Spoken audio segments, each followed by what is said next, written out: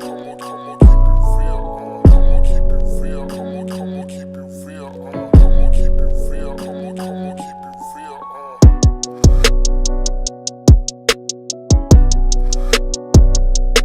rapper is in your spirit. Episode 136 of I Said What I Said podcast starring Sasha and Jazzy. Hey, y'all. Actually, I'm going by Jasmine now. Oh, that's going to be hard to do. No, but if you really want to, I will call you Jasmine. I only call you Jasmine. It's like, no, you just kidding. Bad. Because I said that today because literally everybody at my job, like not in front of the kids, like, you know, they say Miss Ross, but like when it's just us, like everybody off the rip just like call me Jazz or whatever or Jazzy, and I mean no, but that it doesn't bother me. I don't know. I feel like you need to get indoctored. Yeah. You need to get vetted before you just go straight to the nickname. I don't like when people think that they can just give you the nickname and you haven't summoned them to do so. It don't bother me. I don't like it. You don't like it? Like when people call me Sash. That's you just left off the A. You don't know me like that. You don't know me like that. It's Sasha. But then, you know, but then also what I can't blame, especially because since like my Instagram name is like Jazzy or whatever, a lot of people usually like if they do, true. You know. That's true. They say like it doesn't bother me, but you know, it's an identifier or whatnot. But I will call you Jasmine. Please no. I know that just wasn't gonna work. I hate when Shamoy does that. I'm like, wow. That means you're in trouble. I'm sorry. I hear my full name, I do get a little nervous. But if I don't know you, don't call me my name. Right. Okay, so we're let's back. Get down. Yes. 136. We have our wine. Shout out to Burrow for the wine. Not paying you back, sis. Okay, let's get into it. All right, let's talk about song mood of the week. I'm about to say we had the same song mood of the week, so you could just say our song mood of the week. Our song mood of the week up. You messed up my whole accent. Go ahead. Third member is here. Song mood of the week is, you know what? It's Taliban by Byron Messiah. Messiah, not Messiah. Because I'm going to say Messiah because it looks like that. And I didn't get to, he has this song called Taliban. Is it Messa? It's not Messa because it has the Messiah. So Messiah. Messiah. Yeah. You know, no Messiah. H. No. So that's our shit. Let me tell you something. When I heard that song, I'm late. I haven't heard that song. I heard that song, I think, maybe once or twice. I want to say it was TikTok, but I don't believe it was TikTok. Mm-hmm. And then the radio plays it all the time. And sometimes I'll just leave the radio on in my car before I just go to Bluetooth to see what the fuck is going on in rotation. Same shit all the time. But when we were out last week and I heard that shit, I love when a song literally makes the entire room. Did you know I put that song in a group chat? I know. Oh, okay. Then I went back. It came on my shuffle. Were you going to let me go or no? Oh, sorry. Okay. Then I was going to say Jasmine did bring this song to my attention. I'm going to get you. It was on my shuffle. And the thing is, that's what I'm saying. It's been brought to my attention about 3 or 4 times. But when you're out and a song can literally command the entire room, it's like, ooh. When you got to do the Shazam right there in the party. Yeah. It's some shit, yo. So we got the same song, boo. But I want to know what do you think is going to be the song of the summer? I'm not sure because nothing's really dropped, so I don't know. I don't think the song of the summer has necessarily dropped yet. I know I want to hear this song particularly everywhere I go. Yeah. Like I want every DJ to have this in rotation. Mm-hmm. But I don't know if it's the song of the summer. Mm-hmm. Like it's not a last. Nothing has came out for us this summer. And I don't mind this summer being a repeat summer of the shit that gets me going. Like I don't mind because I'm not about to sit here and wait. You know what I'm saying? Like. It's just like lately, a lot of music just has been like lackluster. Yeah, this first quarter was trash. It's just was it the first quarter? This first half is looking to be. Yeah, no, we've got some two stuff. Quarters. Well, two quarters. 2 quarters, yeah. So this if you go by like the school stuff, 2 quarters. Mm-hmm. Yeah. So there's no projects that really dropped in 2023 that I'm really running back. I lied. Don Toliver still gets played. Oh yeah, of course. But it's like he doesn't. But he's still on that album. It's a playthrough. But I don't know if there's any of those songs are the song of the summer, like that single of the summer. Yeah. Like, I mean, shout outs to Summer Walker. She dropped Clear But that's EP not- last week, but it's not for the summer. But I am feeling that. But I love it. Summer Walker stuff you got to take in doses. Her new music makes me want to go back and just play through everything of her old music. But this is okay. Maybe it's just like, to me, this is just my opinion. When I say my opinion, for me, I don't know. Maybe timeless isn't the word when it comes to it. Her music, yeah, I could say for me, timeless. Her music transcends time. Yeah, like, so you're gonna be listening to for this me, for like years to go. like. It might It's be exactly it the might, word, it, yeah. honestly, like, to like as of like right now, like Summer Walker is probably one of my favorite R&B singers. Yeah, Session 32. Like, she like Clear her EP she had where it was, Girls Need Love, Deep, whatever like that. When and we then didn't know who the Over fuck It. she was, and she Remember, just popped we up. could see her face. Like, I loved it. I remember like Sasha, like a long time ago, Sasha talked about it, and then like I got into it, and I'm like, damn, and like that's I got around her. And with Summer Walker around the time with Kalani, with her album. Yes. With the Yeah, pink, the first the pink clouds, and she had the song. She had the single with Chance the Rapper. Yeah. Like, so to me, I can listen to Summer Walker every day. Like, I don't mind. Yeah. Like, I literally, especially her I love older it. stuff. Like, that album, the EP, that's my shit. Yeah.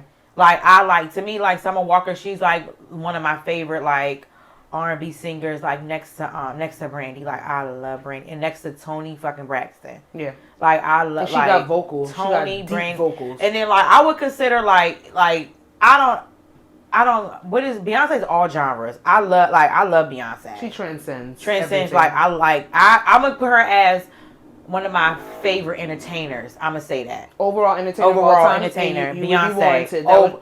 Overall, that's an agreeable opinion. I agree with that right there. Body, hair, makeup, outfit, costume, the way everything is set up. Like, it's just she's one of my favorite entertainers. And if y'all don't stop, you know what? I'm not even gonna do it. Ain't no point. I just know what I have to do as a subscriber to click. Yeah, just keep scrolling because y'all just gonna keep posting the tour clips. And you know what? As a Beyonce fan, as a lover of all things Beyonce, Giselle Knowles Carter, I get why you guys are excited. So I'm not even going to tell y'all, stop posting the clips. I'm going. Do your thing.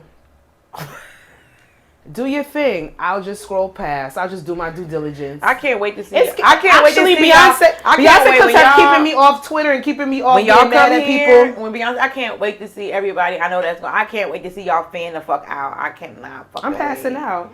I can't wait. I got a little what's the little smell stick? But I will say, I really hope that that sis gets well soon with her leg. I want her to, because you can tell and stuff. But it's not bad. It's not like, oh, like, damn, she's just trying to preserve it. She's trying to preserve it, and then you don't want to OD. So honestly, she's giving more than what she honestly should be with the fuck ever she got going on. Yeah, because it's like a torn. She really should. It's probably a torn meniscus. But I just always wanted to say meniscus. But she's giving it, and she looks good, and I'm gonna just say, yeah. So. We're gonna ride y'all bike somewhere else. We're talking about Beyonce. Pissing me off. But Summer Walker, the Clear, is this Clear 2? This is Clear 2. Well, what was Clear 1? Soft Life. Clear is just regular Clear. But this is Clear 2. Where's Soft Clear? Life.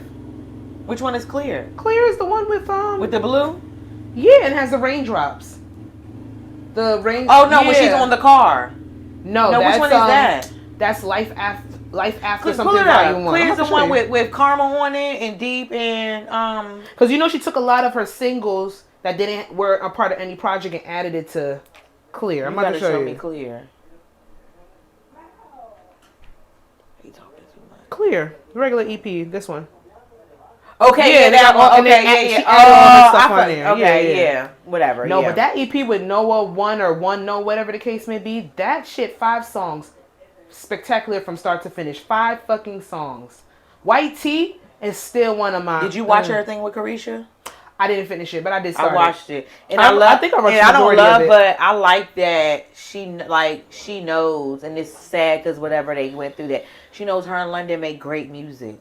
Yeah, but she says, well, she don't want to look at him, so we probably never gonna get nothing from him again. But they don't talk, and he's bitter. You heard what she said though. She said shout out to Shensia for getting that nigga in check about his kids. Good. Because that could have been, Good. people were saying, bitch, why would the fuck would you put yourself in that position with that nigga after what we saw him do to his baby mothers in Summer Walker? I mean, I still don't think it's a good decision for Shenseea, but I can't tell somebody not to be with somebody. Yeah. Yeah. Especially when I don't know them. And moving on, we will get into some bullshit, as per usual. Well, we do have an update on Jamie Foxx. Positive things have been reflected since we last spoke about him. He is out of the hospital. His daughter came out and said he's been out of the hospital for quite some time. Kevin Hart actually reported that he's been out of the hospital for quite some time. But I didn't see that. Yeah, Kevin. He said it on his podcast. Oh, you listen to his podcast? I don't listen to his podcast. I don't clip. It's the Red Paper Cup Boys. I mean, the Red Plastic Cup Boys. No, because they have a podcast. I don't listen to the podcast. Oh, okay. Oh, I just hear the clips. Oh, I heard the clip, and he said Jamie Foxx is doing better. He's doing well. He spoke to that's all we need to know. High regard, but that was all those reports came out. Even though Kevin Hart said this before that, reports were coming out from different publications saying that he was like on his last whim, or he might have been on his fucking People deathbed. love clicking. People love other people to suffer, and I don't know why y'all do that. I just want to know this. I know that celebrities are human, so I'm going to take this question with a grain of salt. But do you believe that consumers or fans have a right to know need to be privy to certain information about celebrities, i.e. their health, or if they're going to be retiring, things of that nature? Yes. We as fans do. Yes. So when the family sits there and comes out and when they sit there and say they want privacy at this time, they're not giving the blogs any information. They're not giving any social media publications any information. And then these social media accounts want to sit there and take it upon their own account to give. I think they baited them. I think the blogs were sitting here saying, well, the families and people are close to Jamie Foxx are saying to pray for him. I think they were baiting the family to actually come out and say what it is because they were giving them nothing. Yeah. And I think that's fucked up. But that they baited them. Yeah. Because my thing is like, okay, his daughter, when she said whatever she said, I'm taking that. That's his daughter. I'm taking That's it. And that's it. I'm taking it. Okay, so when you say, things like that, what I was talking with my homegirl the other day was about, like, for example, like how you said, do you think, we, should be privy to, at least no. Yeah. I do feel like, at least for somebody to say something. But not exactly like, oh, he's in a coma with $2 throat. No, we don't need to know that. I don't need to know that. Yeah, just, you know what I'm saying? Just not even he's okay. Just we need privacy, whatever. That's fine. We want privacy during this time. And I feel like it's very nasty for the blogs to play those little games where you're sitting here, you're spreading false misinformation. I don't like it. You're sitting here, you're baiting people to give a statement when they clearly said in the beginning. First of all, we wouldn't even have known he was in the hospital in the first place if it wasn't for somebody's mama having a big ass mouth and coming home and telling her big mouth daughter that brought it to the blogs. And then when they got a hold of it, they're like, no, this is Jamie Foxx. We're going to keep this story. Where I'll sit here and I'll have a 50-50 split with if we are obligated to know about certain celebrities is because I believe everybody is human first. However, I would have been fine never knowing regardless. No, I would have been fucked up. Well, we would have been fucked up if you just come out of nowhere. Jamie Foxx dies from freak accident. But if we know damn well if that was that, we would have known immediately with that regardless. It would have been a little bit more. But if we would have never found out that he was like in the hospital or whatever, and if we say he would have is that whose hair is that? I'm gonna be very honest. It's probably from one of my wigs. Like if we, if he was still his whole process of right now, if he was fine, like if we would have never known, I would be like, okay. But that's the thing. They started playing those games on the blogs, and now you're sitting here, you don't know what's going on. People thrive off stuff like that. That's nasty. But when I sit here and say I have a 50-50 understanding. Yeah, I get why people want to know about somebody of Jamie Foxx's caliber. I get why people are highly invested in his health status and his story. Do I believe that the family is obligated to share with us? No. Right. But I get why people are asking because he's revered. He's polarized in our community. Fuck it. Actually, Jamie Foxx transcends just the black community. Like, He is a fucking star. Mm-hmm. And it comes into question, like, how much do we allow people to give of themselves? I honestly feel just, like and then the reports of his daughter and him having a game show the next year, I'm just like, they probably will. And I get that, but the family, like, you announced that. I don't know. But do we even know if it was really the family that said that other shit? His daughter announced No, that. I meant like the false stuff. You know what I'm saying? Like people could literally type shit up. No.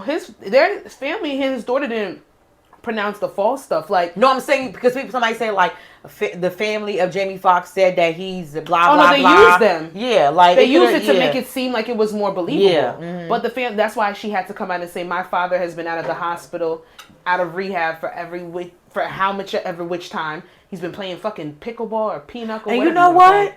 I actually saw a video on TikTok, and it was the daughter's page, and somebody has like somebody said something, and then she, you know, like she responded to, you know, you respond to the comment, and she was like, my dad's gonna be just fine. Now I don't know if it was a new video or old video, but it was her and Jamie Foxx together. They were out. I don't know if it was new or old. I know they were sitting here. Yeah, and she was like, my dad, and the thing said my dad would be just fine. I don't know if the video was old or whatever, but that was her TikTok. One of them. Somebody lied. One of them ghetto ass publications posted a video of him in Miami. That was from like 4 or 5 years ago. I'm just like, y'all really over here using this man's health scare for clickbait, and it's just I just know we live in nasty times, though, and I keep saying it. Don't really have faith in humanity, Me so either. like I'm not surprised, but it's nasty work. So like I said, I'm 50-50 split when it comes to if celebrities need to make us privy to every aspect of their life, like. Beyonce don't, and we just as fine. She's starting to talk too fucking much. Beyonce? Yes. How? Why she keep posting? Why she keep posting the just tour? Pictures. She posted tour? She posted images from the tour. She ain't never did that. Like on She's stage? never did that. On yes, stage? yes. Oh. In the costumes, dancing. Well, she choreography. Is on tour, Sasha, though. She's never done that. She's never done that. Baby, the fans will do it. Beyonce has 10 million plus fan pages. Beyonce likes Instagram, so I don't know. Now, we got nothing from her. Now she's giving too much. The mystery is part of the allure. Do you know what's giving too much? These prom send-offs. And I don't like it. Let's get it. Oh my God, let's get into it. You guys, it's prom season. And if y'all don't know nothing about me, which you don't. But Sasha love prom season. Yes, I do. Because makeup. Book her. Cocoa face paint. My shoulders and arms hurt. But if you have any last minute prom inquiries, my IG is Cocoa Face Paint. I do accept DMs. Be deposit ready. Some of y'all. But no, I love prom season. My 30th birthday was a prom soiree. So no, clearly, I do love prom. I love prom. I love seeing the looks, the face, the hair. I love it. But run back your prom real quick. How was it? Did you have fun? What did you wear? What was your experience with prom? Prom was fun. Prom was fun because that's a memory and picture that's going to last with my late, great best friend, my neighbor who passed away. He was my prom date. But it was fun. We had a limo. I had a real cute, it was like, I would say maybe like magenta. It was pink. It was really nice. It was tube top. But only thing was we the 2-3 weeks before we went on our senior trip. So, I tan, so you saw like a little bit of my tan. I had to get that covered up, but it was cute. We had the stretch Hummer. We were real. I graduated 2007. We were real in the 2000s, 2007. We had like the stretch Hummer. Prime. It was fun, and so the crazy thing about it is, I went graduate from a private school, whatever. So like the venue we had, it was like our prom in this hall, another prom in that hall, another prom in that hall. So basically, that sounds like funny chaos. Story. It's not even a funny story because it's just crazy because I just feel like my life is repeatedly it's on a revolving door fucked up with niggas. Like it's just like that. It's on a revolving door, and I don't know why. But I figured out last time. Remember, because we said it's what you attract, what you accept, not what you attract, but what you accept. Say it again. It's not what you attract; it's what you accept. Yes.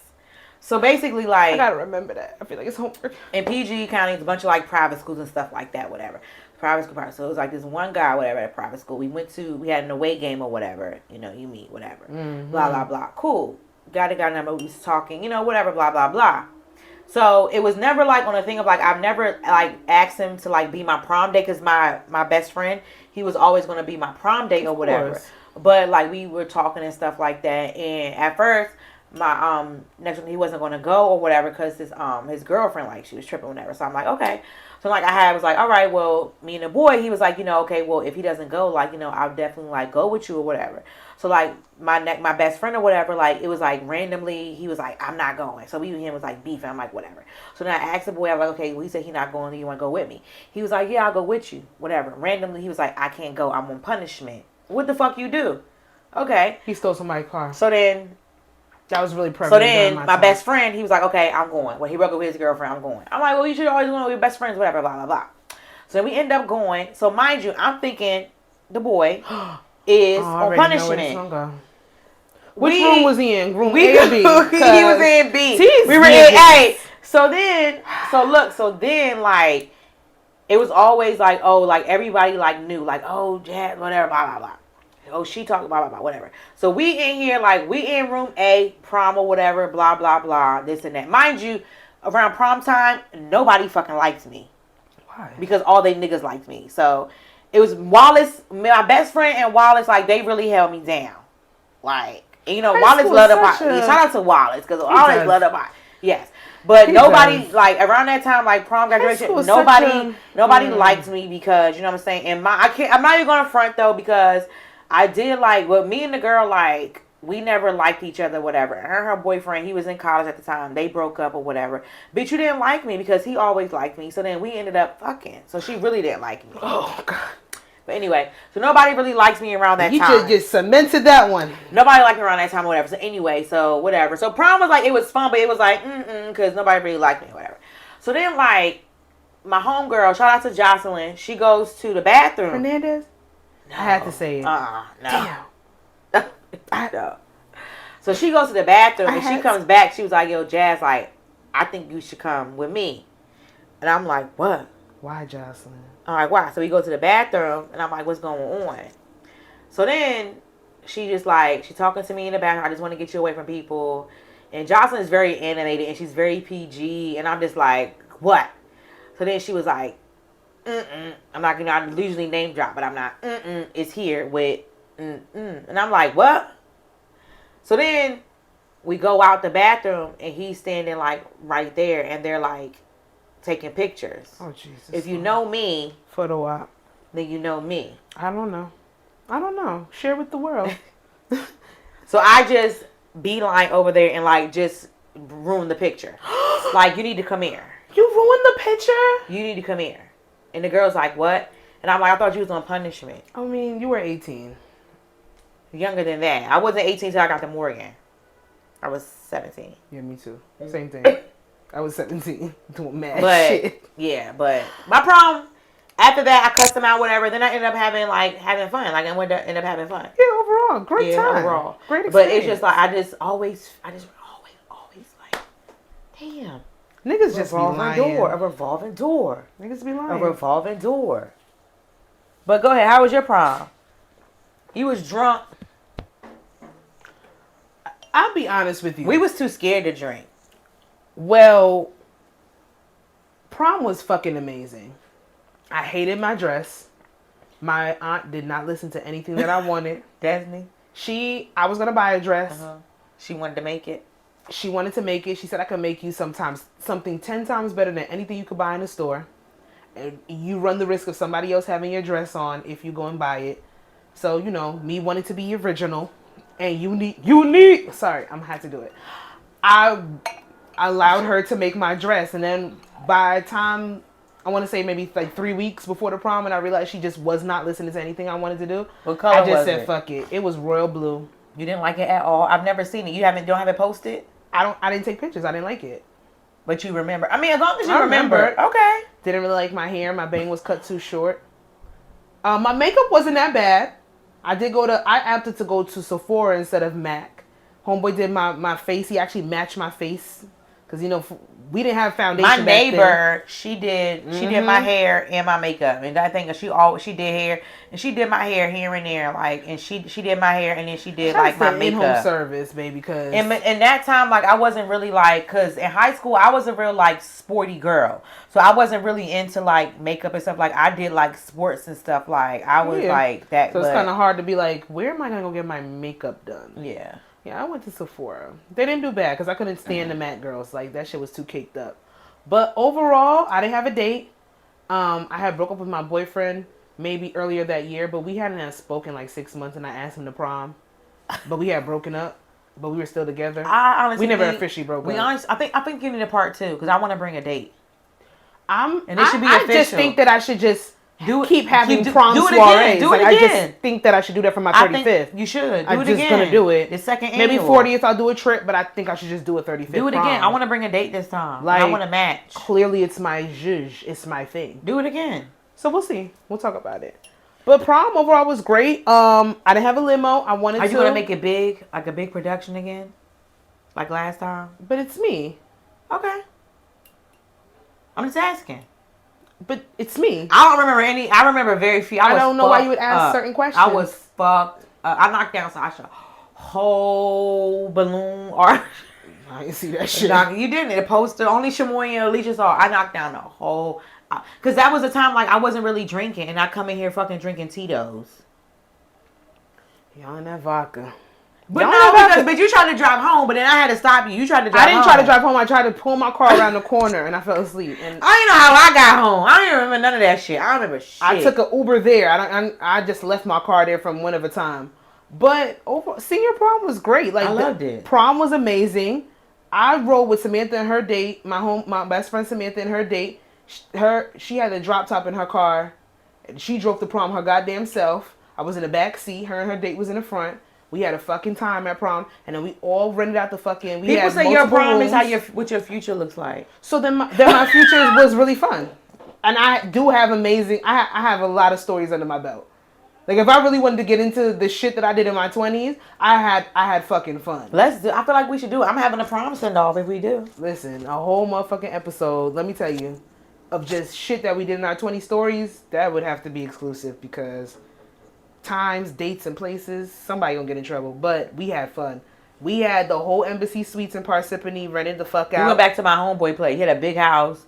Everybody went in the basement and stuff Everybody like that. But usually went down to the shore for us. Like, they would go to Wildwood, they would go to Asbury Park, or that shit down South Jersey. But we're like, no, fuck it. Embassy Suites was the only hotel around here where you could be 18 and book a room. So everybody booked out their room, We had and then Embassy Suites, if you know, is set up. All the floors, all the rooms are looking down, and you can look down into everybody's floor. So 6 floors completely rented out with our prom. We had motherfuckers from South Orange, Newark, East Orange campus, all of them in our after prom, and we rented out the whole fucking hotel. When I say they had security, they never called police because they didn't want to kick nobody out. They had security working overdrive that motherfucking night. We were just going up and down the fucking see-through elevators, running from room to room, drinking, Shamoy, y'all went to prom at the same time? Mm-hmm. Same year. She was there. We were literally in each other's rooms all night. See what happened? In and out. When you send your kids to the private school and your little parents a little uppity, girl, we had to just go to somebody's house, but that was fine. Like, we had fun. We played my sister did that bullshit. We did. But they changed the age requirement for renting out a room at the Embassy Suites after that. The next year you had to be 21. Because when I say we gave them motherfuckers a run for their money that night, that shit was crazy. I be so like, that was my brother when they went to prom. I just be so like, because I just feel like that age, when we were doing that prom, like, we were a little bit more like up here with it. We had a little but bit more. But the kids now, I was talking about that so many times. They're a little bit lackluster. Okay. They don't care. They're very lethargic. They're very literally, they literally go where the wind blows. They literally like. Yeah, these kids are just, I don't really give a fuck about anything type of mentality. And you know what? I can't say it's because times change. Yeah, so I'm not blaming them for anything, but it's a balance of structure. You go with the times, because I could sit here and be like, well, my kids ain't gonna act like that, but you don't know what times you're bringing your kids into. I don't even know what the fuck let me tell you something. I don't even know. I'm whipping ass even when I act up in school. I know that very much. I'm whipping ass. I'd rather you show your ass off at home than show your ass off at school. But back to these 2023 prom proposals. Now, my school didn't have a toast off. When we up here, when we talk about sending kids off, in Jersey, we had a toast off. Most of the schools in Essex County, from the area that I'm from, at Champaign? Nah, they had, you would go to the school. Okay. You would sit there. Everybody would show off their gowns. You would have the red carpet and walk through. My school didn't. My school never had it. We petitioned for it our year. Oh, what did y'all do? They wouldn't do it. They said toast off leads to other schools coming up into your area and having fights. It was microaggressions. They didn't want little black kids. They didn't want they didn't want little black kids coming up into their suburban area and disrupting shit. So we were never allowed to have a toast off. But I went to everybody's toast off. We went to Barringer, fucking Arts, fucking Campus, Columbia. I used to get so fucking mad. I'm like, yo, I'll make sure I'm on the prom committee, and I'll make sure we get a fucking toast off, this, that, and the third, blah, blah, blah, but just ended up doing stuff at everybody else's house. Now, I don't know what these kids are necessarily doing today. I feel like it's a toast off 3.0, 0.7, 10.0, because the send-offs that they're having for prom surpasses anything that I've ever seen in my lifetime. And to me, these send-offs, when I was telling you, we was talking on TikTok, these prom send-offs to me is just to me, it feels like a competition. Mm-hmm. Especially in Philly. Because they started the crazy send-offs. Yeah. They started it. And I'm saying, I feel like it's just like a competition. And I do feel like, why do you have 3,000 balloons? That's a lot of helium. But what I thought was cute, was funny, was the boy who had the runway. I like that. I'm like, okay, you didn't see that? Through. No, so many. They made us, okay, so it was just like his house. They just had like people was outside. He had like a runway, and he was a gay guy. But they do that a lot, like, especially now with a lot of places, even though they'll have the toast off at the school, especially because a lot of shit got shut down because of COVID. They'll have the runway, they'll have the red carpet in front of the house. Like I said, I've been doing prom makeup, so I've been seeing a lot of cute little setups for kids to really indulge and have their friends. But to me, to have a BET backdrop like red carpet is a bit much. The girl and guy. I think they were definitely from Philly with the orange, and they had a Rolls Royce. That was too much. It's like Rolls Royce, whose cars are these? You're stopping traffic. I did see that back in the day. I will give them some grace, girls, especially the hood princesses over there. In the hood, of course, that's fine. But like the 30,000 balloons up your house, like the BET red carpet, like it was a bit much. You sent me the one couple where I didn't think it was too crazy. They did the videography thing in the hotel room. To me, they looked like they were getting married. To me, it was too grown for me. Yeah, because they looked like they were getting married. It looked like prom. And then they're in it's a date night prom edition. To me, it was just too grown. It's just certain things where it's like okay, like no, like I don't even want to like. To me, I'm not dumb. My mother wasn't dumb. When I was in high school, when it came about like sex, like she wasn't dumb. She just wanted like us to have communication to it. But I don't want to sit here. It's like I rather I want like drinking. Yeah.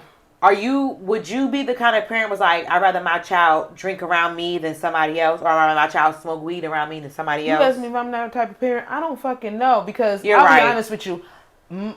I drink around my parents now. It hasn't been an issue or a problem, and I do see some parents there like, let me get some type of control with this situation so I can monitor it. I don't want my child doing anything that then they'll go to somebody else's house and do something crazy.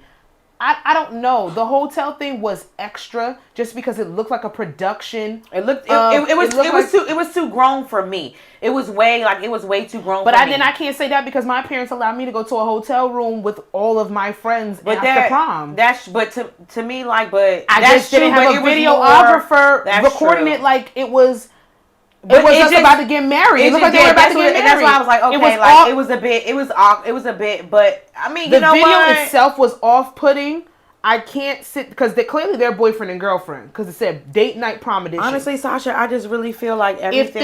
If they are fucking and their parents know they're fucking, hopefully they're having. I'm pretty sure they know. They're having those conversations with them where they can sit there and they can be transparent. Yeah. They can give them preventative measures so nothing comes of the pregnancy. It's the videography. It was just extra. I'm never a fan of. Too much. I'm gaudy to a certain extent, but I don't need everything recorded. But we live in that age where every single thing is put on social media. But did you when I was telling you, like, I was seeing people, you know, the conversations about like the prom send off. It was very interesting because then I started, you know, seeing like the prom send offs with the extraness, and then you have the prom send offs with like Kevin Hart's daughter, Russell Simmons' daughter, LeBron James, the people, not even celebrities, but other people that have like, you know, with, I guess, more money. Honestly, I don't know what kind of money other people have that's doing it. We're comparing quote unquote civilian people to celebrities that we know are multi-millionaires. No, not even that. Not even celebrities. Because I'm not saying they don't have money, but they're not celebrities. Yeah, people that have like. So you would expect the glitz and the glam and the craziness and the extras from the celebrity children. However, a lot of them come out on a more minimalistic standpoint, and I think that's because a lot of the everyday of their life is just flamboyant. Yeah. So when it comes to prom, it's like, what am I really going to do that I never did already as a 17-year-old? Yeah, like, they go out all the time. Yeah, they get the glitz and the glam. I just really feel like. What about? Did you see the one where the young lady she got a lot of scholarships and she had the champagne toast? It was a $75,000 prom send off. She had a champagne toast, the red carpet. But I'm sorry, her party looked better than the prom. Her dress. I didn't see the dress. I'm not doing that. I'm not doing that because she could be a simple girl. Her mother could have done that for her. That's very true. Her mother could have done that for her. She could be a simple girl. But I'm just, that's true. It was the dress was very simple. Like, it was just very simple. The party, to me, the party took away from the actual girl. Yeah, because it's a $75,000 champagne send off that she can't really even drink champagne because she's an 18-year-old. That's the other thing I was saying. But that's what I'm saying. I don't think a lot of this shit is for. Let me not say that. A lot of these parents are celebrating their children. Because the first birthday parties really don't be, you know. You don't remember shit. No. So it'd be for like. I'm going to be honest with you. With her story, $75,000, I don't know what spending that type of money on anything or an event would ever be like. So I can't speak to her mother doing that. Her mother got the coin. As long as she ain't scamming and stealing to get it, then you do what you want to do for your baby. But I do like that they presented her accolades along with why she got such an expensive. So I wonder if she's gonna have what about her? You think she'll have a graduation party? I wonder how that's gonna get down. Oh, I don't really know. I thought that was graduation. No, that was just for the prom send off. And $75,000. She got time because they don't respect nobody. I'm gonna just talk over it. She's sitting here and full ride scholarship to USC or UCLA. That's an expensive ass fucking school. Let's be one semester is $75,000 over there. Clearly, her mother has the money to pay for it, but the fact that her daughter even graduated top percentile of her class, like, she wants to celebrate her baby. I don't know if I was worth $30 million, if I wouldn't do the same thing. From where I've come from and the aspects of money and how money is so fragile in our community, I don't know if I would spend that much, but I'd be lying if I said I didn't have a daughter. Like, if I had a child and I wasn't sitting here and I wasn't proud of their accolades, especially after high school. Let me say something. They're going to get it. They're going to get it in my means, though. I'm not going above my means. Yeah. My means. I can't say that these parents are going above their means, but it does look very flamboyant, and flamboyant comes with a certain amount of money. It's just to me, it's just like, is it tacky or is it ghetto fabulous? Because your girl Candace said it's ghetto. Up your fucking who? Your girl Candace said it's tacky. She said it's tacky. To me, which her comment, That shit was simple from the other shit I saw. That was very minimum. Yeah, they had a DJ and stuff. Very, very minimum from what to me. It's just the whole house was covered in balloons though. I didn't like that though, because the ecosystem. I just don't like how. I didn't like it. It looked odd. It's something that's called like a condition when you see a whole bunch of little dots. Yes. It really Psoriasis. turns me off. Yeah. No, it's eczema. No. It's something that you feel like you get goosebumps in your body when you see a whole bunch of little dots. Yeah. Those are skin conditions. It is? Yeah. I don't, you know what? Do what you do. Spend your money how you want to spend your money. Because we talked about nepotism on here before. Celebrate your child how you want to celebrate your child. You know what I'm saying? It's just like, it's just, my opinion, it's just like, it's a bit much. I feel like it is competition based. It's competition based. It is. And then it's also the times we live in, Sasha. Everybody wants to go viral. Everybody wants to be. That's what it is. But the thing is, though, I'm not gonna hold you. Is everything a little bit more exuberant now in 2023? Yes. We do have to remember we came off of like a 2-3 year hiatus from COVID. A lot of people didn't get to celebrate prom for those 2 or 3 years. But I'm telling you, before COVID, you had the African teenagers going to prom and were sitting there getting dropped off in helicopter pads. Somebody even brought up an old video from 2018, 2019, where this girl got dropped off in a helicopter pad. Parents are like wealthy Nigerian realtor, business owner, this, that, and the third, and had a whole videographer just like in the same sense of that thing, this and the third. So this started before then. It did. It's getting over and over and over. Because it's social media, everything is like it's seen.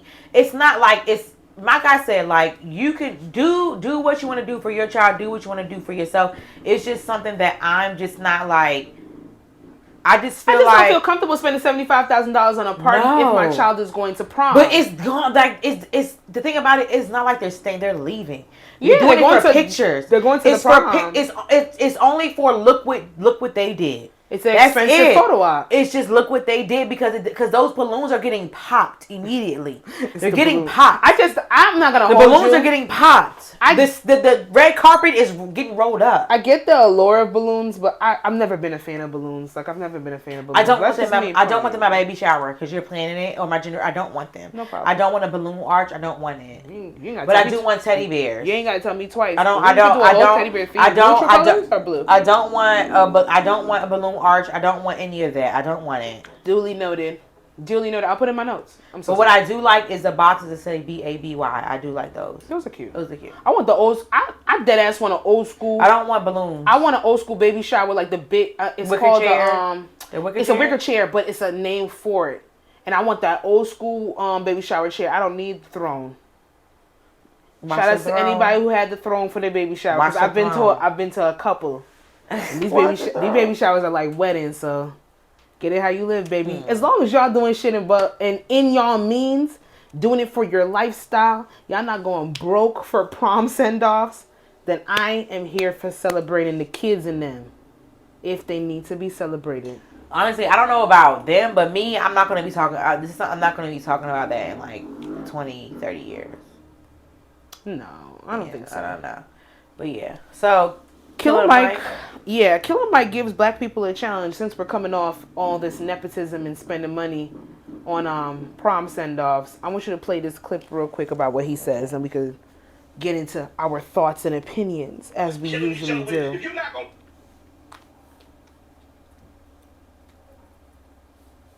Uh-oh. Hold on, y'all.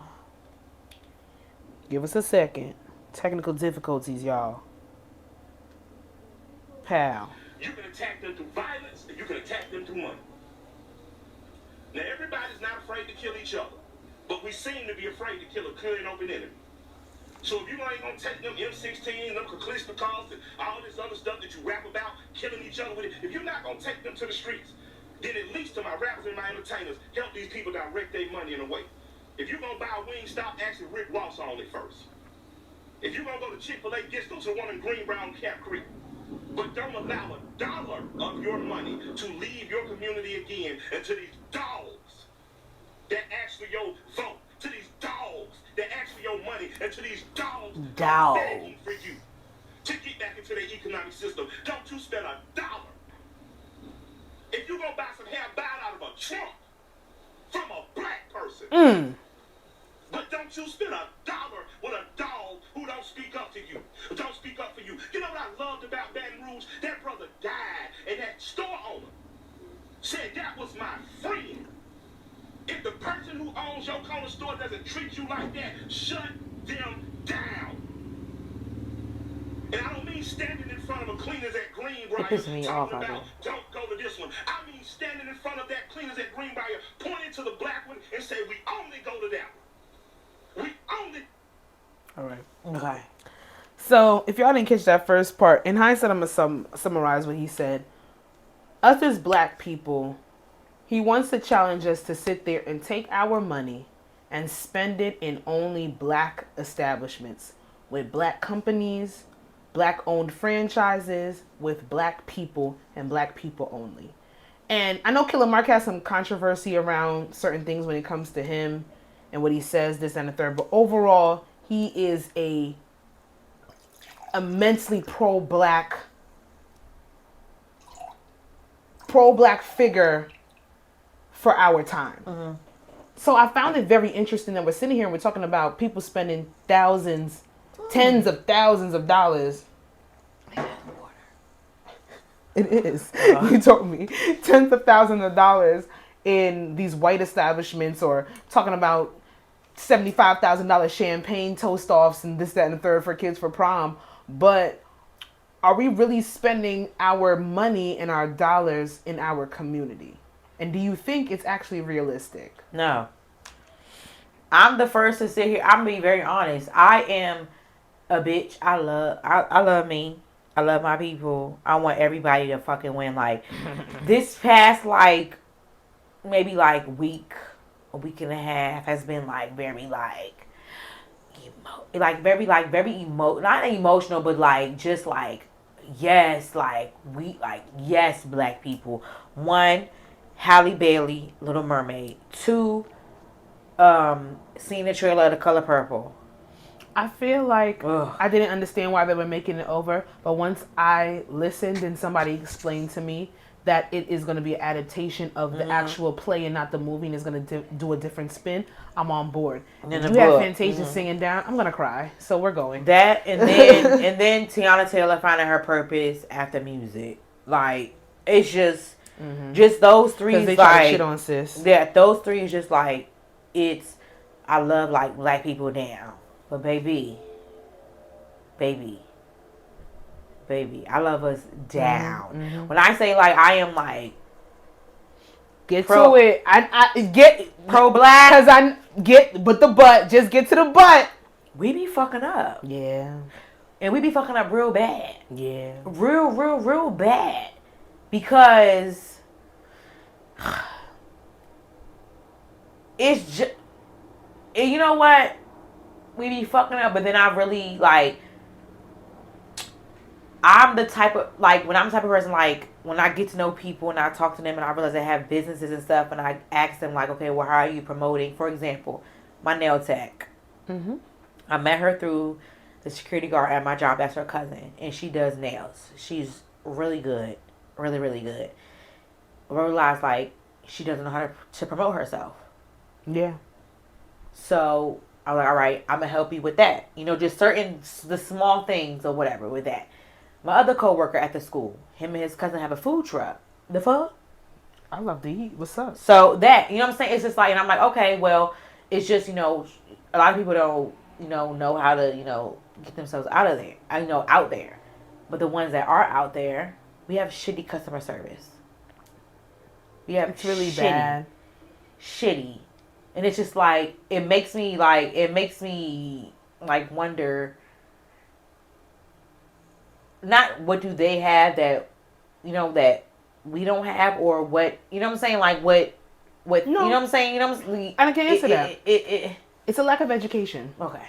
It's a lack of education. I hear Killer Mike, and I hear wholeheartedly, you. I hear you. I feel you. But besides hearing you, I feel what he's saying. That's even what my personal services. I have a black nail tech. I have a black wax lady. if I Me go too. and do my hair, it's from my family. They're black. Everything that I'm going to do in a personal sense is going to be black owned. If I go and look for clothes for certain outings and things of that nature, I'm not going to lie. I try to go black owned, but once there's a scarcity because we don't have a lot, and two, when we do have a lot, it's either overly overpriced because they have to make profit, and I understand that, or it's on an aspect where the customer service is so trash that you sit here and you're like, well, I'm going to go to a Fashion Nova. I'm going to go to a Pretty Little Thing. Go to an AliExpress. Because I don't have to deal with the nonsense. And that's my main thing. That's for me. I really want to support a black-owned boutique. But when you have pants that's $98 and I can find it for $26, yeah, I'm going for the 26. Yeah. But and I get that because I will do that. And I'm not going to sit here and sugarcoat it and I'm not going to lie. Like, a lot of these gimmicky IG boutique per se, I want to support my sisters when it comes to shit like that. But I'm going to be honest. I've educated myself on how to cut out the middleman and to get it from the source. So I'm sorry that I'm not giving you the profit that you need. But now when I see unique pieces like a Hanifa or Telfizi, to me, like something like that, it's expensive, but I will sit there and spend the money with her if I can't afford it because I know it's unique. I know it's quality. It's black owned. It's going to a black woman. And on top of that, she has unique pieces. That's one thing. For me, I'm never going to buy a knockoff Hanifa. That's for me. I'm not doing that. That's for me because she's not doing that. Baltimore sis. That's for me. To me, I'm not going to buy a knockoff Hanika because I've learned, like, I found the so fabric. many black essentials. I'm not buying knockoff essentials. I'm not buying knockoff essentials back on. Yeah. Okay. Jerry Lorenzo. I didn't know. Yeah, Jerry Lorenzo. Okay. He works for a white designer conglomerate, but his athleisure brand is Essentials Fear of God is the athleisure brand. You know what? He's under that. Hold on. That's the You got Kai Collective. I'm not buying knockoff from that. No. All of those are black owned. I'm not doing Brandon Blackwood. He's black owned. Telfar is black owned. I'm not doing any of the knockoffs of that. So I try to position myself to really sit there and buy black owned. I wish that I lived in an area where I knew if the Wingstop was franchised by Rick Ross, or I knew if a Chick-fil-A was owned by a black person. I try to buy a black owned restaurants as much as I can. How about when we go out, I'm the first one to sit there and look for a black owned restaurant as opposed to anything. But I'm not going to lie. We as the people have to educate ourselves on customer service and make customers feel like I love TikTok. Let's give us an experience. They'll give you the real shit about how the experience, the customer service is and stuff like that. Like I completely 100% like agree. And like, for example, so like I will say this, like black owned beauty supply stores. I've only seen 2 in my time. Sometimes 2 or 3. Like there are I think there are like 2 in Baltimore. Like I would love to go there, but like if your hairspray is $9.99, but then at the Chinese owned beauty supply it is $5.99. I hear that. I'm going to the $5.99. Like, I get it, but I'm going to be honest with you. If in this area they did have more black, and I know about 2, but they don't have everything. They don't have an abundance of they don't have the products that I use. Where are they? If they did, there's one on Central Avenue. There's one on Springfield Avenue. What's it called? Central Ave. That's right there.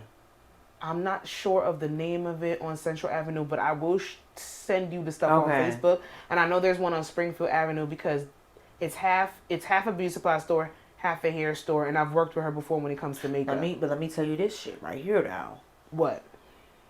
The Central Ave, the Dunkin' Donuts on Central Ave, right there by the Rite Aid. Yeah. Versus the one across where the cemetery is on Central Ave. Yeah. I prefer to go to the one on across from the cemetery. Why? On Central Ave versus that one. I don't go all the way to Central Ave anyway. Because it's right here. It's right here for me. Bullshit ass one on Main Street. Is this one right? Is the one on like? They suck. They just like they're just mean. Very mean. I'm very not nasty. I don't care. Black, white, pink, brown, orange, very green. nasty. If you have a bad attitude, I'm not spending my money with anybody that has a bad attitude. So like I had to go to one down like across from from the cemetery. Mind you, even though they do give me the Slurpee tops at the what I hate now that I'm moved. Now I hate the Slurpee tops at Dunkin's. I hate the Slurpee tops, but they give you they're very nice. There, like very very nice. Well, that's good to know. They have a drive-through? No, go Then in. I'm not going. You don't have the app. I'm not going. You don't have the app. Mm-mm. Well, if you had the app, I you need a get drive-through. perks. Not doing it. But then that one, since you're at that one, I can't even remember my it's a Starbucks long password. time. I'm Okay. I know. There's a lot of things in life that could be more convenient, but you know, I don't. But it don't because I just do the app. I go and it's ready. That's why. I go and it's ready. That's true. And you get points. And you get points. And you get free iced coffee, free whatever. Now the app is different. I never do apps. It's like the Chick-fil-A. You don't have the Chick-fil-A app? I have the Chick-fil-A. That's the only app that I have, and I usually have to update it. You don't have the Kava app? No, I don't have the Kava app. don't Because I don't go to think Kava enough. Oh, I don't know if they have one. See, you lying. Just fucking lying. But what I'm saying is, I hear what I Killer get Mike it. is I saying, hear it. I hear it. It's not It's- realistic now. Has it gotten better? Yes. And I will continue to add more Hell yeah. black-owned businesses, more black entrepreneurs, more black-owned franchises into my daily routine. That's my the first weekly thing I do. routine. We search is black owned. Yeah. That's the first thing we do. Everything, everywhere we go is black owned. That's But I'm what going to we be do. very honest with you. It's not really realistic because we are not the majority when it comes to We're not. consumerism. So he even had his documentary on Netflix, which I heard was really good and I'm going to check out, where he challenged himself. What's it called? I'm not sure. Okay, I'll look it up. I Okay. don't know the name. But he challenged himself to shop and buy from only black-owned brands. And a lot of the times where he couldn't eat, couldn't get a haircut, certain places, he was traveling from different state to different state to different city to different city, just trying to buy and shop black-owned. And in reality, his hindsight, like his whole experiment came out that it's not realistic, but it's doable to a certain extent. It's doable. For one example, banks. We saw that was going on. Remember what? And a lot of people were taking their money out and putting them in black-owned banks. But not even that. But it's a banks scarcity. wasn't giving black people loans. You know what I'm saying? It's hard. And then we really, as black people, to this day, we still get the short end of the stick with stuff, with pay, with loans, with a lot of things. So it's hard for us. So we have to work extra hard, which will prolong. You know what I'm saying? Like what we have going on, and Absolutely. it's hard. What I love, to be able to get this and that from my people, I would love it. But it's hard for us. So I'm going to fault us? Hell no. Because I know it's hard for us. I'm not going to fault us, but I do accept the challenge. Hell yeah. I do accept the challenge Hell because it's something yeah. that it's something that I actually wanted to put into my space and into my personal routine. I've wanted to do that. And you know what? Even before he came out with this whole rhetoric about buying black owned, shopping black owned, everything black owned. I want a black contractor. I want a black realtor. That you think that? I want here, right now, what my job is, and remind me for this episode, what I'm going to do is I'm going to, on our page, and we can repost, I'm going to list the people that we know that are black owned. I know a lot of people that are black owned lash checks, black owned makeup, black owned estheticians, black owned hairstylists. That's what I'm gonna do. I'm gonna do that. In the notes. I'm gonna put that in the notes, and I'm gonna do that. Even people that we know, somebody that we do know. I do know I have a black owned lawyer, black owned social worker. You know what I'm saying? We're gonna do that. People that we know that we can bring, business and to black owned party promoters, black owned party planners, anything. Black owned lounges, black owned restaurants. Yes, we're gonna do that. Customer service. So that we can. I feel like that's a start. I feel that's a start. It's more than a start. It's just a start. It's better than most people do. I'm gonna get the information from my coworker about his food truck, where he's gonna be located. I'm gonna do that. A lot of people will sit there and shit on us as a whole because of customer service, but it's like, okay, if this person didn't move on, try to find somebody else that does something. We both had an adverse experience with a black owned boutique recently. It's good and fine. I'm not bashing her, not saying her name, not going to purchase from her again. And I will move on and try to find somebody else that does the type of work that she does. And then just bashing that black, to me, black, white, it just takes energy out of me. And it just takes the energy out of the replies that we're going to, it takes too much energy. Unnecessary. I'm not going to do it. I'm just going to send my private email and then conversate with my friends and whatever. And that's just what it's going to be. But I don't feel the need to bash anybody on social media. I just choose not to purchase from them again. Or to me, what I feel like now, is to let them know, like, this is my experience. To let them know. And I won't be purchasing from you again, but I want you to take this moving forward with other people so you don't repeat this mistake. Yes. That's it. There we Because go. what do we do? What we lack, I believe, as a whole, as an entirety with Black people, I believe in our community we lack a lot of education. Yeah. We weren't put in this. We weren't put in the paths and the forefronts of learning certain things. We weren't.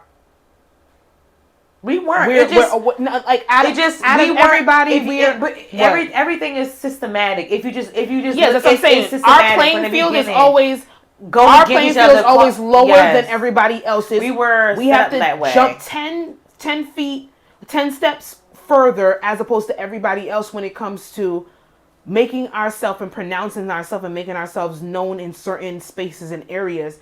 And that's good and fine because we are resilient as a community. We're ambitious, we're hardworking to a certain extent. I can't speak for everybody, but I know for majority. So then when it comes down to it, we can learn, we can do certain things. We just have to have the confidence that we can do and we can succeed in what we put our mind to. I think as Black people, we don't have enough confidence. I actually been like thinking, because I don't like sharing my ideas, but what I've been actually like thinking, like, because I don't know like what it is. I love Black people, but I literally think like it's been like the Little Mermaid, like just seeing like all like what?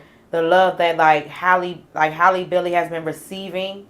It's just been like sparking a lot of like ideas and like thoughts of like as Black people. We support ours. No. I'm saying like we support ours. No, I'm saying as like much as putting us like what put an initiative like us doing something. We'll talk about. I'm just saying like us. Oh, like, you're talking about in hindsight of a in person. hindsight. Yeah, just I like thought you meant like in a general sense. Okay. I just like because I'm not saying like I'm very ecstatic and proud of like just and especially Black women. I don't know about anybody else, but when I see my people, Black women, Black men succeeding and doing certain things, it gives me a certain amount of push. It gives me a certain amount of literally me seeing Halle Bailey as the Black Little Mermaid. When I say like that, like was like okay, it's a very big deal. Yeah, it's just I don't know who else doesn't think it is. Like it's just like a very especially because of all the negativity that came out when they first announced I've been like thinking where it's like even when it comes to like Black people, like Black women, Black men, like we don't have to be here, we don't have to be there, we could be here. I know it's easier said than done, but what I've been thinking about, just like on our realm, what we do, I feel like it would be good. We can be here, but there has to be two people that want to come together in the middle. Well, we'll talk about it, but just still. That's all I gotta say on that. I've just been very proud. I haven't lost hope to that, but right now, my attitude when it comes to... I'm not even just talking about Black men. No. Listen, because the battle of the sexes, I told you how sad it makes me when I think about how adverse and how separated we are as a community. But even when it comes down to it, this is the most that I've seen Black women champion Black women in a very long time. I love it. Because before it used to be competition based. It used to be like, you fucking with that nigga, I'm not fucking with that nigga. We gotta put us first. Yeah, and it comes put us here. And I when I say like Halle Bailey, everybody that's on the color purple, like it's just like just to see like Tiana, to see black women winning and breaking barriers that people said we can't break. But we've been doing that for a minute. We have. So I feel like it's normalized for me. I'm be honest with you. It's normalized. But I just feel like it's just. Do I still get emotional when I see the trailers? Yeah. Do I get emotional when I see them pushing through adversity? Because that shit's been knocking on our door since forever, from generation to generation to generation. It's gone. It's gone. But when it comes down to it, we've been breaking barriers forever, and we're going to continue to do so. I just want to be able to share those spaces with the Black men that are worthy and say that they give a fuck about us with Let's think. What? Let's think. Do you know? No, I'm not thinking about nothing with no Black men right now. Oh. I said I want to be able to one day. Oh. I'm being honest. Right now, they're not. Black men out for Black women right now. Okay, so I do. So what the guys that I do though, they're not local. So what I will do, I will make my duty is to talk to them to get their schedule, so we all can come up with a time. We having a black coalition? Because We could. Bitch. We can. We can. We having a black caucus? Yeah, we can. NAACP? Okay. All right. But we can. So we spend too many time on celebrity hot topics. I see you play it, and then we only have 2 breakdowns, so that's good. So let's go. Yeah, we only have 2. Who's I see you play it? I see you play it. This week, we are shouting out. After not being hired for management roles due to his autism, Marcus Moore launched his own pretzel business, Moore Crunch. As the business grows in scale, he plans to employ people with the same type of condition that he has, you know how which I feel is about autism this. on the spectrum, and I find it fucking beautiful. You know how I feel about it. I just feel like just because you're on the spectrum doesn't mean you cannot work. That's my career. Yeah. That's my field. That's my baby. So when I saw it, I was really happy with that. So this is another black-owned person. I want to shout his name out again. His business is Moore Crunch. He makes specialty pretzel bars. Where's he located? Marcus Moore launched. I'm not sure where he's located. Okay. Found this on Twitter, but the fact of the matter is that when he scales off and he gets bigger, because he has a lot of traction on Twitter right now, he's going to employ people that's on the spectrum, as just he like should. him. And also, even though it's not black owned, there is a I think it's in LA. I'm not gonna say it's in LA, but it's a coffee shop that hires Down syndrome kids to work, And I love that. because they deserve. Because just because you're on the spectrum doesn't mean that you're debilitated to the point where you can't make a living for yourself. You know, I know that's my baby. Love on the Spectrum is a really good show too. I started watching it, but then They are a piece of work. Yo, they get into the shit. Just think, working with them just think. But they make it, I heard somebody else say on a podcast one time. They love you. Let me tell you, I'm telling you, if you never experience, that's why I say if you ever ask if I've ever experienced love, I will tell you yes. Yeah, absolutely. Because they love you, and they will let everybody know if you don't. They will know. You will know. They're transparent because they can't help themselves to be that way.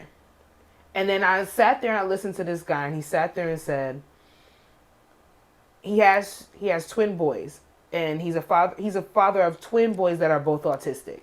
And he sat there and he said, my children having autism gives me an automatic bullshit detector. Like, my children are bullshit detectors. Because people will come into your life and they know that this comes with it, and this is what you do, and this is where your responsibility is allotted to, and dealing with these children that are on the spectrum. Automatically, they will sit there and they will cancel out everybody that's not good for you. I'm telling you, they're automatic bullshit detectors. Because people don't want to deal with that. I will say that people with special needs, the people that are working with them, that do whatever with them, you will know if they like you or not. Like, they will know. Like, parents, whoever, they will know. Like, it's no BS with them. Like, I don't have time. I have what I have going on. If I don't fuck with you, I don't fuck with you. And they will, they will know. I think a lot of people in life would benefit if more things were just that. But I'm be very honest. A lot of us have little autistic tendencies. I'm very honest. I do. The way we get overstimulated, the way we perseverate over certain things. Everybody has a little bit autism in them, but it's not. I feel like everybody is on the spectrum, but nobody wants to sit there and say that, or they feel like it's mad taboo. Please, like, but I love it. There was a trend on TikTok with all these adults that were going to get themselves evaluated, and they were coming out with unresolved adult ADHD, unresolved autism, Asperger's, and they were literally living fuller and more successful lives because they realized that something was a little bit different, adverse or different with them. I'm not going to say wrong. I'll never say wrong, but adverse with them. And then it came up and they're like, okay, look at that. And you know what? This is how I process my emotions. This is how I feel this way. I don't even say different, because what I would say is, I'm not going to say different. We should normalize it. Because adults say different. I'm going to say this because me working in a school, because I've always worked in a center where everyone was diagnosed with autism. Yeah. So you know what I'm saying? Like, everyone was kind of the same, but different. So they didn't notice. To being different personalities? Yeah. Well, yeah, their behavior, everything. Okay. Where me being at a neurotypical is regular, like us, like not diagnosed with anything. Me being in a neurotypical school and then having certain kids that's labeled autistic. I'm going to give a kindergarten an example. neurotypical school, it might be like one or two kids that's autistic in the classroom. The other kid that's neurotypical, they didn't know the other kid was different.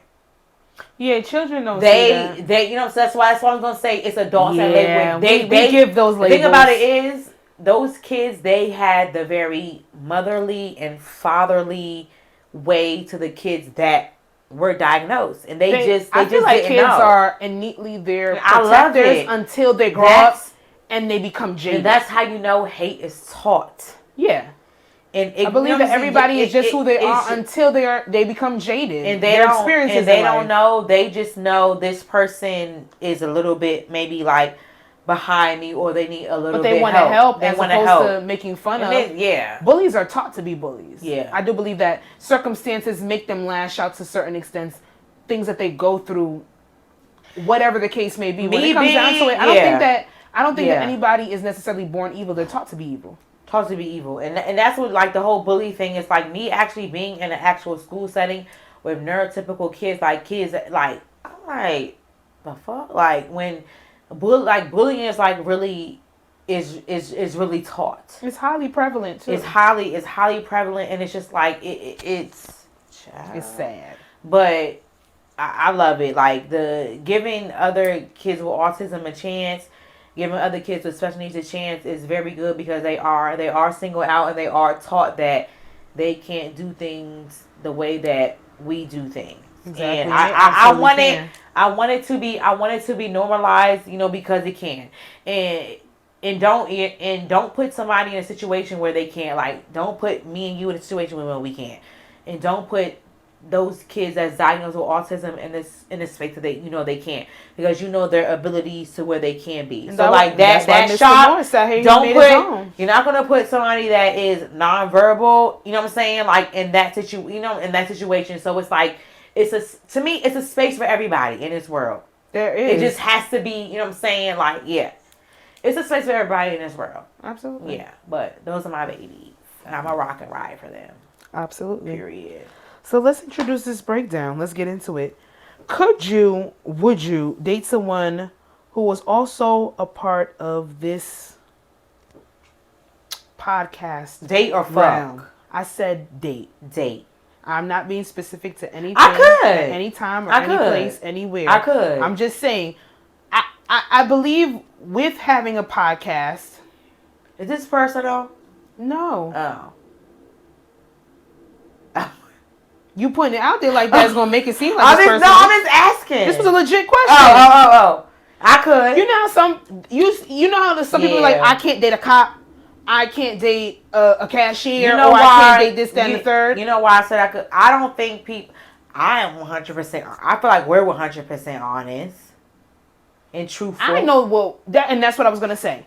I believe that when you have a podcast, you do have a due diligence, because people are listening to you. People are watching you. You do have a due diligence to have some responsibility on your platform. You should. You should. There's a lot of content out here. We do. There's a lot of content out here that promotes hate. I.e., a lot when I can't be mad when I see clips online and people are sitting there commenting like, yo, take the fucking mics away. But we have mics. So I do believe that we are genuine in our state, in our platform. But when we say that, we're telling the truth. People say people don't like to hear our truth, like about the R. Kelly shit. You're dumb. I'm not arguing about y'all with that shit. You're dumb. I'm not taking my mic away for that shit. But I think, for me, I get what you're saying with that. Yeah, for me, I feel like we speak the truth. We honestly, like, we say it is what it is, and it's normally the right way. I think. With certain shit, I think it's the right way. You don't think so? I do. But like, I tell the truth. I don't have to argue for that example, with nobody. If it's a nigga that, like, okay, if I'm out, I see a nigga, I'm like, okay, cool, whatever. If I know he has a podcast, he's talking fuck shit. Fuck no. And that's what I'm talking about. I'm done. I'm gonna ask you. I'm gonna be very honest with you. Mm-hmm. Where this question stemmed from is because there are a lot more negatively perceived, or podcasts that spew a lot of more negative aspects and a lot more discord within our community, our black community, than there are that are more positive. I listen to the positive ones. I listen to the funny ones. I listen to the ones that I believe that are genuine, even if they not. They come off genuine. 114.35. Put that in your notes. I'm sorry. 114.45. 114.35. So when it comes down to it, I believe that there are a lot of shows out here that do sit here and give out genuine rhetoric, but I'm gonna be honest with you. I can understand why. Niggas out here. But I'm not talking about half the niggas out here. I'm talking about people, men that literally have a podcast. Would you be in a relationship with another podcaster? And you can say yes. That's absolutely fine. That's your opinion. I would say yes, but it depends on their content, what they're talking about, and what they're saying. Because if you go on there and so what I was saying was, like, if I'm out and I meet you and, like, we're vibing, and then because to me, like, if I meet a guy, I'm not off rip telling you I have a podcast. I'm just not. I'm just really like, that might come up like way down. I'm just not. I'm be honest. It might not even ever come up. Because it's just, it might not ever, because this is my safe space. Even though, like, it's public, but this is my safe space. Yeah. I don't, you get what I'm saying? It's just, no, but I get exactly, it might not ever come up. No. Yeah. I get exactly what you're saying. I think a lot of people that actually, the ones that do genuine podcasts, they would say the same thing. Yeah. Like, I come here and I'm allowed to be myself. I allow myself to sit there and show the world who I really am. It's my safe space. Like, period. But if I meet a guy, whatever, and, like, we vibing, like, we've been talking, but then, like, comes out you have a podcast, and, like, you saying fuck shit, no. Like, I'm not, like, I don't want it ever attached to me. So it depends on, like, what you say. Yeah. It literally depends on, like, what you say. It literally depends. Like, it depends.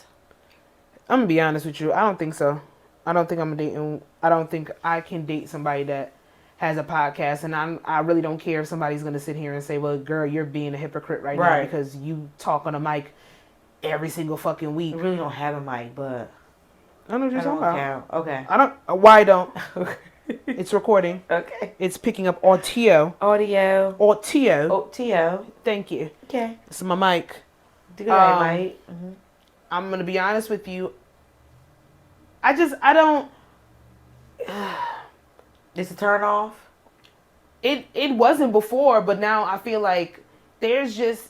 I think that it's so prevalent for men to shit on women in the podcast space. It's like it's their bread and butter right now. They're getting views for it. They're getting clicks for it. They're getting fucking accolades for it. So it was a sports podcast.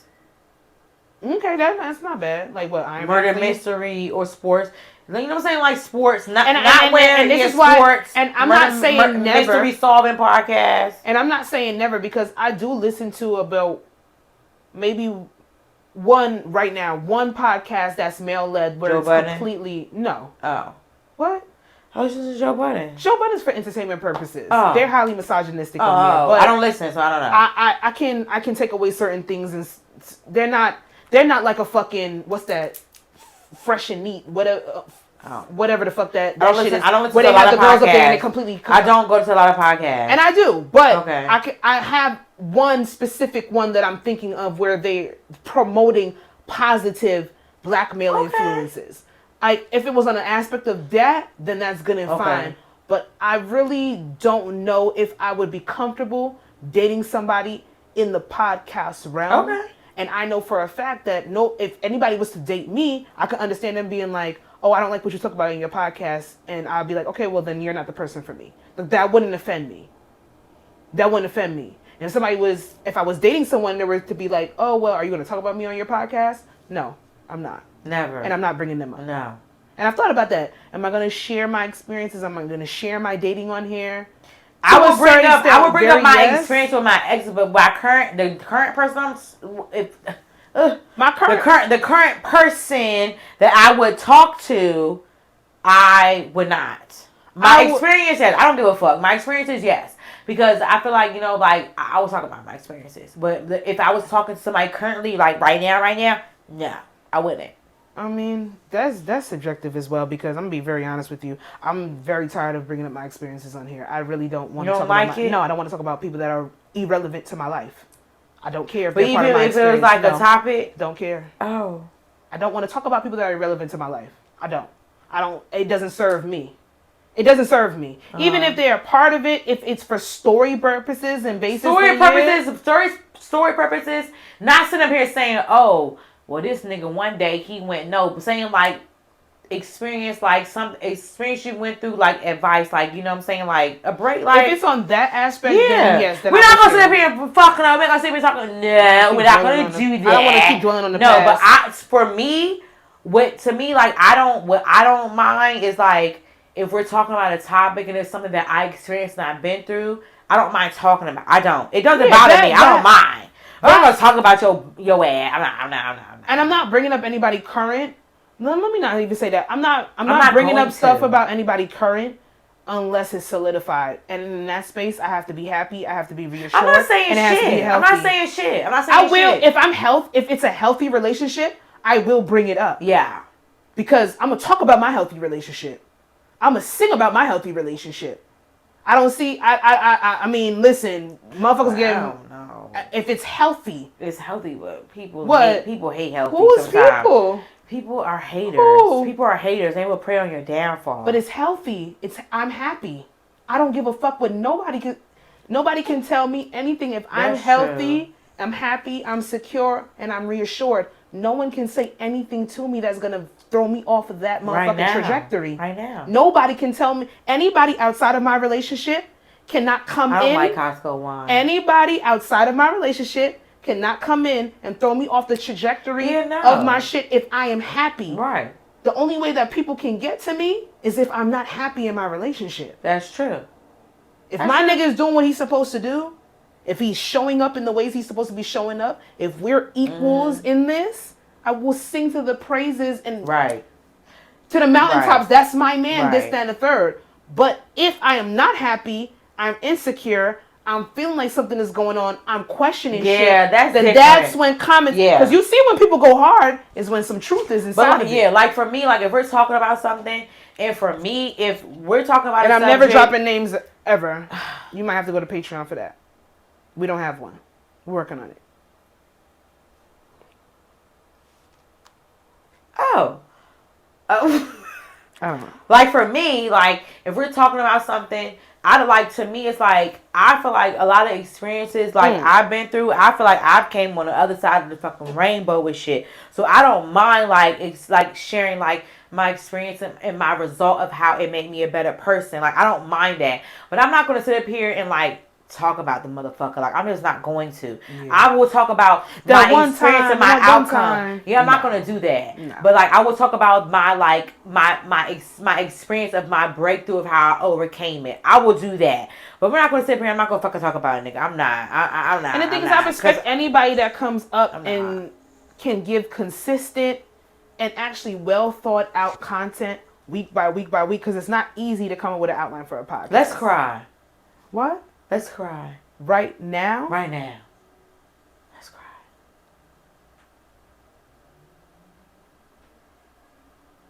It's not coming. Okay. I tried.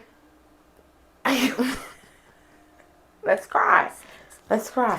Everybody's been crying on podcast. Let's cry. Let's cry. That's the new thing. Let's cry. I don't want to cry. Let's cry. I don't want Let's fucking cry. You're not going to bully me into crying. So you see how unauthentic it is. I can't cry. I'm not sad. Okay, that's what I'm saying. People are fraudulent. Throw this fucking phone at your fucking head. People are fraudulent. Let's cry. I respect podcasters that are doing their due diligence to bring out positive, genuine, funny, even over the top. But honestly, it's not going to happen, because every nigga that has asked me how to start a podcast, they always tell me what they want to talk about, and I just ignore it. I don't know how. I say, I just learn. Let's talk about the 50-50 with the rent. Let's talk about men being providers. Let's talk about why these bitches, being a city girl is going to kill y'all. Let me suck it in, because I'm going to use this clip. They're going to say, oh, you fat. So let me yeah, when we clip it, let me suck it. You fat. Yes! Rocky woke up. Sorry, Pootie. Well, goddamn. I'm sorry. And the fact that it, like, I'm not even getting into the physical appearance with I don't give a fuck. When it comes down to it, until Cause I they mama start. fat, so I don't care. Maybe I'll have to. Maybe I won't sit there and be on the aspect and be like, I wouldn't date somebody that has a podcast, but I will tread lightly because I'm gonna be honest with you. It's not fun being talked about on a podcast. It's not. It's just not. It's not. I've never. Oh my god! If you talk about me on a podcast, It's not. It's not fun being talked about on a podcast. It's not fun when one person is saying things that don't speak to your experience. You know what? It's not fun. I will say it's not fun because I have like it hurts. It hurt, and somebody like this karma. I don't know. Goddamn ghost in here. It's fucking Five Below. That's what it mics. is. No, it's Five niggas, Below. It's niggas with mics. It's niggas with mics. Write that down. I know it's the title. Damn it. It was said to me like before, and it was he like literally said like it hurt my feelings. At first I didn't care because I was like, okay, you hurt, but I realized, okay, like damn, like Jazz, like that, it hurt his feelings. So like now, like I'm really gonna like scale back. But on the Patreon, I'm not. It depends on what it is. But like here, like I'm gonna scale back because they really told me like it hurt they feel. At first I was like, okay, you whiny bitch baby, whatever. But then I realized like I would literally be the first person crying. So you're a whiny bitch baby? They are. No, you are. I am. Okay. If it happened to me. So do you understand? Well, I don't know how that works. Oh. Okay. All right.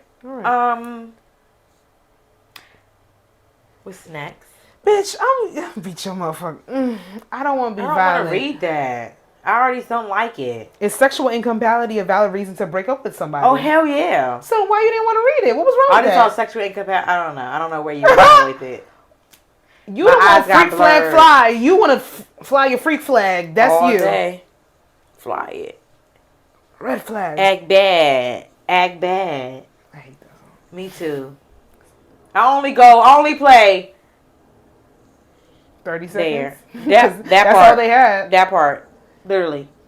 In fact, how he wants to act bad. Oh. Stop. Nope, we're not going to bring up things. That's the music section of this podcast has been over. Oh. Is sexual incompatibility a valid reason to break up with somebody? Yes. Because if you just can't get it, you can't get it. What you mean can't get it? Okay, this is my thing. If I really like you, okay, first of all, is this shallow? Be honest with me. Is this shallow? Go ahead. You don't know what I'm say. You don't even know what I'm say. I'm always honest with you. Is this shallow? Like, if I'm like for looks, is that shallow of me? Yes. Okay. But it's also a part of your human preference. But I'm not shallow. You said it. I'm just asking. You asked if the first thing that you look for somebody is looks. Is that shallow? To me, I'm going to say yes. But now I can say that I understand it because people's preferences are their preferences. Like, my first thing is not going to be looks. But I can't sit there and say I don't understand why it would be for you. So yes, it is shallow, but it's your preference. Even if he treats you so nice, but he looks like the bottom of your shoe that you spit out and shit it on. If you treat me good and you treat me nice, there's no way that you're not attractive to me in some way, shape, or form. That's true. It's like there are people overall that might not be attractive, but there are certain qualities that put them above the bar for certain people. Like my first thing is I don't necessarily go for pretty boys. That's not my first thing is to look and be like, oh my God, he's gorgeous. Or, oh my God, he's like physically appeasing to like everybody. Like overall, everybody's going to say he's appeasing. What I find attractive is how subjective just to me and how you treat me. Mm-hmm. And if you can rock with my personality and you're not intimidated by my demeanor, those are the things that attract me to people. But yeah, is it shallow that looks are the first thing that come to your mind? That's not what I was going with. But I don't know. I don't know. Explain it. Was about sex. Like what you mean? Like what you mean? Go ahead. Like okay. So like okay. Well, I'm just gonna change it because it's not for right now. It's it's actually for Patreon. No, it's too real. It's too real. It's too real. Now it's for Patreon. It's too real. But we don't have one right now. It's too real. I'm not saying it. Okay. You can't bring it up and the people don't know. You can't do that. You can't do that. Rewinding. If I was watching right now, I'd be very upset. Rewinding. Oh well, because y'all not sending us anything. I'd be very upset. Sex. Okay, so the first time y'all had sex. Okay. So do you always have sex with somebody that you like, or somebody you just horny you want to fuck? This is what I'm going with. Okay. So whatever you talk to a guy or whatever, like y'all fuck. Oh, I get what you mean. Like if I actually have like Will like you, them or know that I can have feelings for them. Yeah. Will who like okay, so you like this person, y'all fuck is not that good. Will you take your time out to coach them on? But that's okay, yeah. Because if they solidified, that's if we built a rapport and actually got to know each other before the physical act was ever done. Mm-hmm. And I did start to find things that I liked within their personality about that person.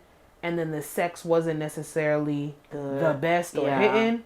I will go back and try again. Okay. I absolutely will go. I'm going to be honest with you. Even with, it depends on if I'm just horny for you too. Like if a person is just a fuck and the sex ain't good that first time, there gotta be something. There gotta be at least something for me to really wanna go back and try that again, because that connection, that emotional connection that you have with somebody is gonna make you wanna give them a second chance. Now, if they just like a hit it and quit it, you might be a little bit more prone to be like, I don't really have to see what this is again. Right. Like that incompatibility is sexual and it might be emotional. Because if they was just hitting and quitting, you really didn't get to know them. So it's like, what am I really going back for? I've only been like the one time when his dick was little, was the incompatibility, but I've never like been like sexually incompatible. Like, I'm trying to think now. I don't think so. Have you ever? I've been sexually incompatible with somebody that I was talking to for years. What about the toy to make it better? No, we weren't in the position where I could pull out a toy. Really? No, it just was. It was a lot of hype. Okay. It was like we talked for years, good conversations to a certain extent, off and on. Finally, did the deed, and it just was like all of it. What was hyped up to be wasn't that. Damn. Went back, but then again, because of the years, the time put in, the rapport, went back. Still wasn't really hitting. Was better, but still wasn't really nothing. Third time, I'm like, after this shit don't smack. You did 3 times. Yeah, and it just wasn't compatible. Was it because breaking shit? Was it because did you like him less after the first time? Did you like him less even more after the second time? Didn't like him turned off? Yeah, probably because I liked him less after the second time. The first time I'm just like. So do you think say if that happens again, if you like the person, would you feel more comfortable being more vocal about how to improve it because you like them? Yeah, because when I was doing that, I was young. I never really, even when I try to speak up, even when I did speak up with that person in particular and told them that I didn't like the way that I didn't like the way he ate me out, and I specifically I don't mind. I specifically told him that. Yeah. And he literally now that I'm just older, was like, I don't mind saying what the fuck I want. This is how I do it. Yeah. And he was very young. Yeah. Ego was probably bruised. Yeah.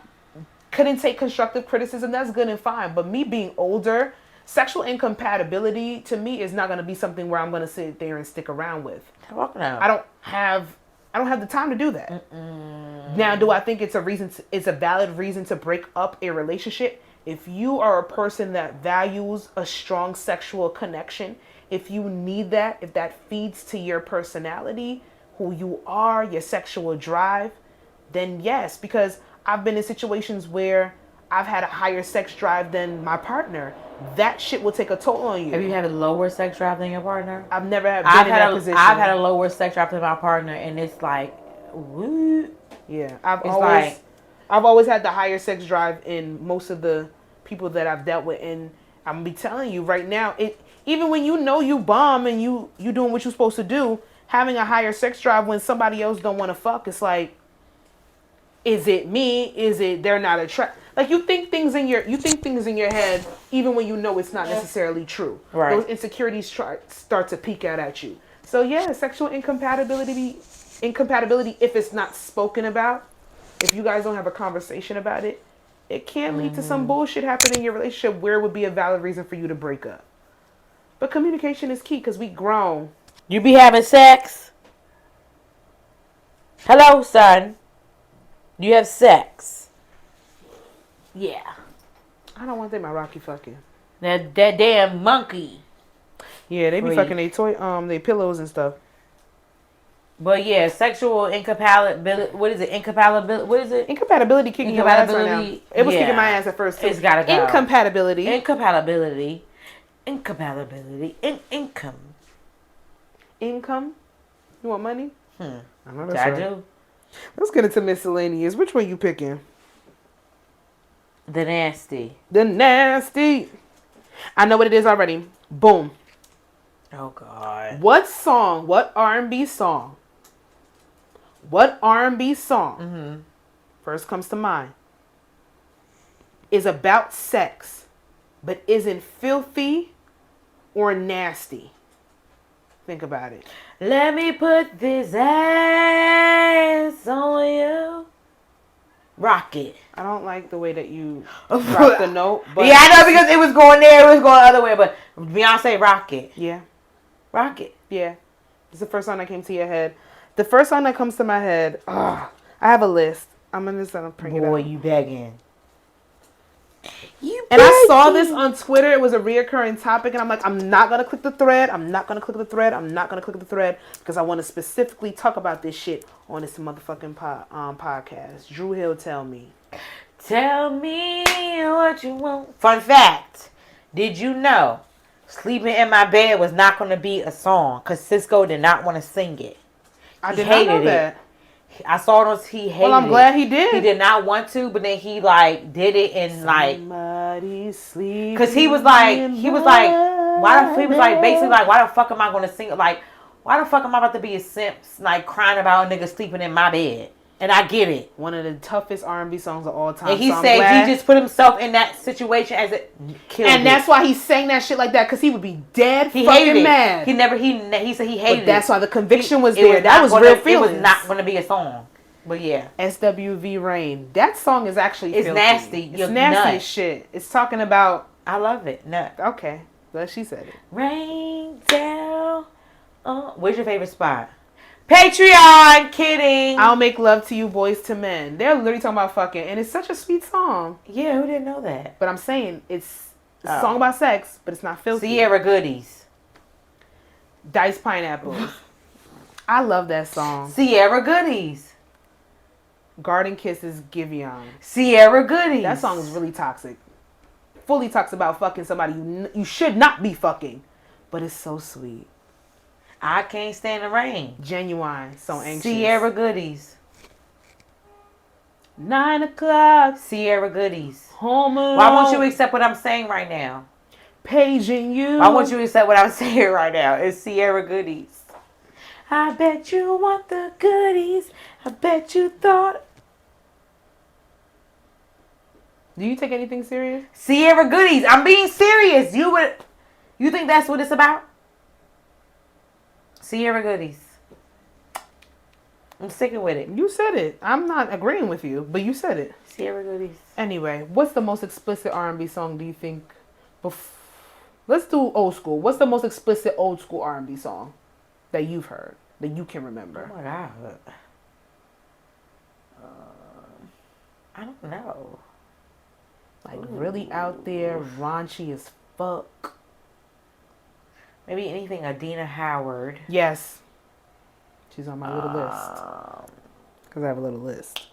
I don't know if it maybe just T-shirt and panties is a nasty a Maryland thing. Oh, to a list we didn't know before. Tweet, oops, oh my. If you didn't know what you knew. But that was like more incognito though. It was nasty. Okay. But it's like you gotta really, you have to kind of grow up and know what the fuck she was talking about. I will say is, I don't know if like it was I know for when around that time in Maryland, more down south thing, but Lil Jon and the East Side Boys, like their album, it was really like nasty. It was really nasty, and I don't know if it was like a up north thing, but we really like got like it wasn't okay, yeah, it was it was really like fucking nasty. I think one of the most, I think T-shirt and panties for sure. Peaches and Cream 112, Oh God, yes. and Too Close next. That was why would I wonder if you can tell stand I'm back. hard I'm right dancing now. kind of close. I feel a little poke coming through. SA. You want me to finish that nasty ass shit? I told you it's explicit. I'm not on that. Back, you're dancing kind of close. I feel a little poke coming through. I wonder if she can tell I'm on hard you. right now. Ooh, girl, you can't help it. Ooh, I know I can't help You it. need to go to the lyrics. What I wanna do. Stay back here. I repeated that twice. You did. But yes, that's disgusting. You're nasty. I'm not mad at it. You're nasty. And yes, I can tell you're hard right now. Yes, I can. Because I feel can it. tell. I feel it. Did I lick at the camera? All right, wrap this shit up. I just licked at the camera. Let's go. We gotta go. I gotta go home. Come on. You looked at the camera? Episode 136 6.